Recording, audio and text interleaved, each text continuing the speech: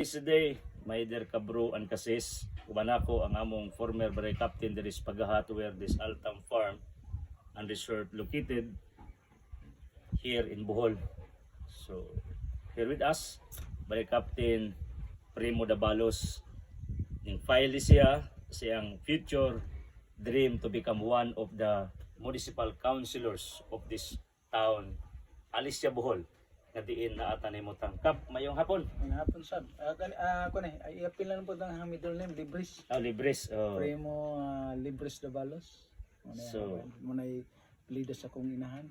So kadugo ni siya ni Doktora Abogada Libres Rosaroso. Sa Kay inahan, sa alang sa mga nag-follow nako nga taga Cebu, Bisaya, sikat mga nas Rosaroso. Di na malalis. Taga dirito. In fact, Rosaroso listen to me preaching the gospel twice. Dito siyang balay.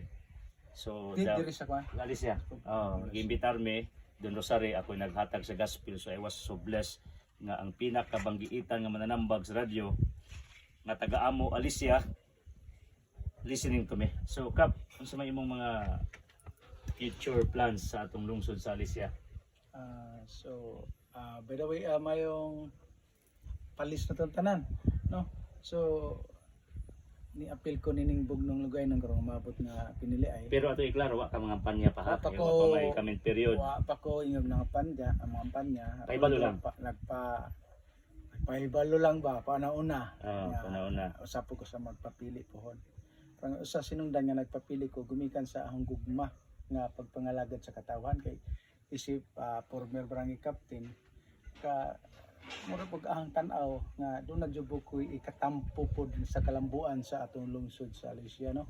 Kay when it comes sa mga problema sa barangay ug sa lain mga barangay nakita nga daghan pa jud angayan jud di ay nga tutukan i-prioritize jud ay sa atong lungsod, no? Dili lang sa daghan mga beautification. So para na kining ato ang lugar sanglit agricultural area man. So mas maayo jud nga pareha sa imong gisugdan nga pagpananom, Farming. permanent jud farming kay aside sa tong kuan humay twice a year naman ta magharvest. As my welcome to my politician guest this time, there is a farm. Mag-ampo tamo na itong gihanda para siya, para ni former captain Primo Libres Dabalos. In the Father, Son, Holy Spirit, Amen. I speak blessings sa inyong pagkaon. Isip akong dalit sa akong higala, bisita nga nagpangga, nagsuporta sad sa akong gibuhat diri sa farm for so long. Way gubin, way libog, panay sa Ginoo siyang kandidatura, siyang mga plano, mga damgo, uba siyang pamilya.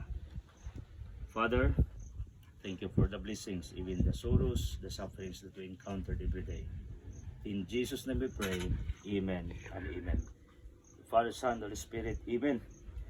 This is the kalamay of Hagna.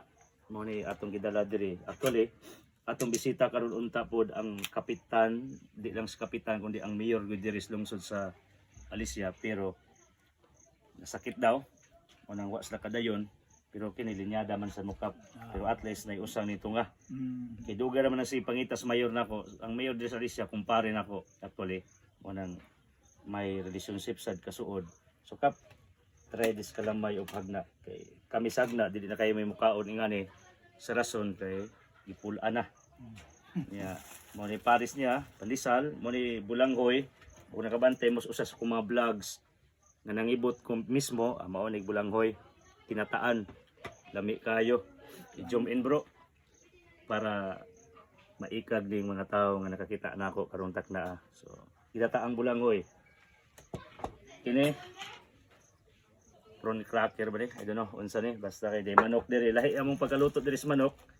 Nang luspad kay bukid man layo og palitag tuyo. May pagkaluspad pero lami na siya. Nya.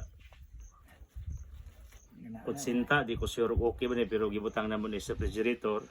Di ay pinaging adlaw. Kaya ako lang giandam sa tong bisita. So, kaunta. Mo ni timaan nga puno og grasya ang Altam Farm and Mountain Resort. Puno tag mga bisita, puno po tag grasya. Manang hopefully inyong kinabuhi also mapuno og grasya. God bless.